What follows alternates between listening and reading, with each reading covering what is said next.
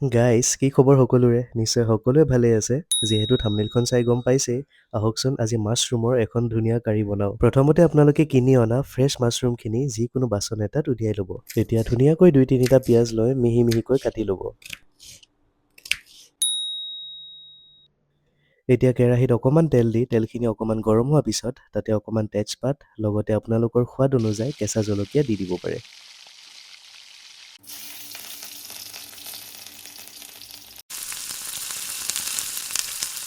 এতিয়া কাটি থোৱা কেঁচা পিঁয়াজখিনি ধুনীয়াকৈ কেৰাহীটোৰ ওপৰত দি লাৰি দিব।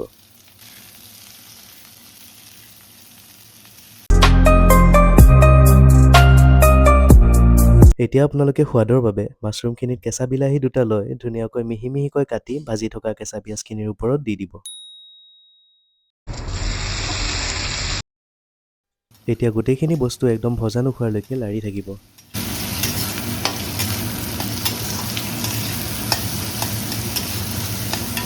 যিহেতু আদা নহৰুটো মেইন, সেইকাৰণে তাৰ ওপৰত অকণমান আদা নহৰু পেষ্ট বনাই দি দিব। ধুনীয়াকৈ লাৰি থাকিব যেতিয়ালৈকে সম্পূৰ্ণকৈ ভজা নাখায়।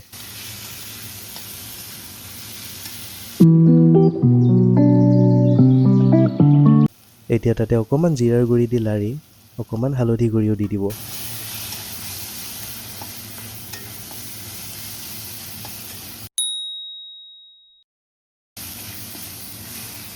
এতিয়া সম্পূৰ্ণকৈ ভজা যোৱাৰ পিছত আপোনালোকে আনি থোৱা ফ্ৰেছ মাছৰুমখিনি তাৰে ওপৰত দি দিব।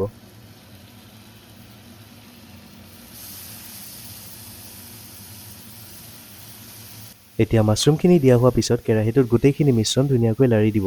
আপোনালোকে যিমানেই লাৰিব সিমানেই কাৰীখন ভাল হ'ব, লগতে সোৱাদটোও ভাল পাব।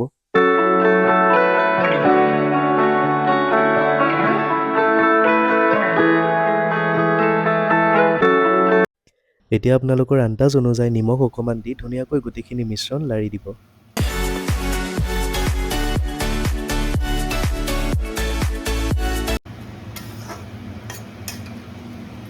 গোটেইখিনি ধুনীয়াকৈ লাৰা হোৱাৰ পিছত 2 মিনিটৰ বাবে ঢাকি দিব।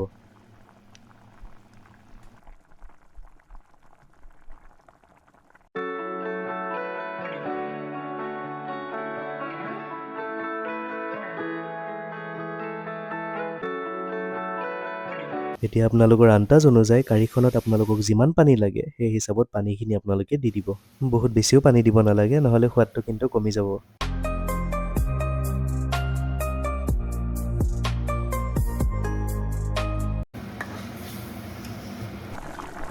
আমাৰ কাৰীখন এতিয়া প্ৰায় সম্পূৰ্ণ হৈ উঠিছে, কিন্তু নমাই থোৱাৰ আগতে আপোনালোকে মুখৰ জুতিৰ বাবে অকণমান গৰম মছলা দি দিব। গাইজ, নতুন এটা ৰেচিপিৰ সৈতে পুনৰবাৰ লগ পাই আছোঁ। আজিৰ ৰেচিপিটো যদি ভাল পালে তেনেহ'লে লাইক, শ্বেয়াৰ, ছাবস্ক্ৰাইব লগতে তলত দিয়া কমেণ্ট বক্সত কমেণ্ট এটা কৰি দিব দেই।